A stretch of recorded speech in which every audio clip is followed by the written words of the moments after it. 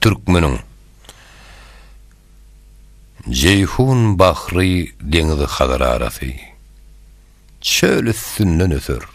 Yeli Türkmenüm.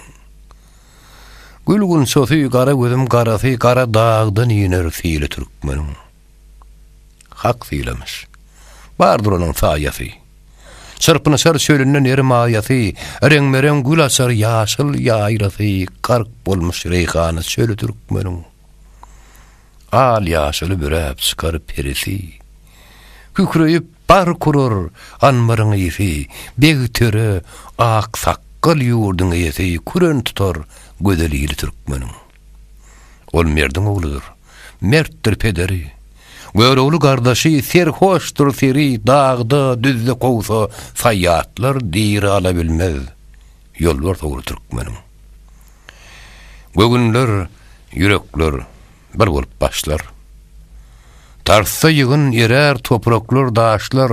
Bir sofrada tayyar kılınsa ağaçlar götürülür. Oluk bari Türkmenüm. Gögün hovalanar ata çıkanna. Dağlar laglı döner kıya bakanna. Bal getirer zoşup derya akanna. Bent tutturmaz gelse siri Türkmenüm. Gapıl galmaz. Dövüşüne har bolmaz. Gargaşa ne doğru giriftar bolmaz.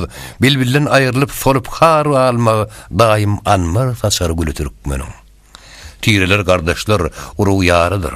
Akballar ters gelmez, hakkın nurudur. Mertler atasıkta tegoştarıdır. Alamana yürer yolu Türkmenüm. Serhoş olup çıkar, jiger dağlanmaz.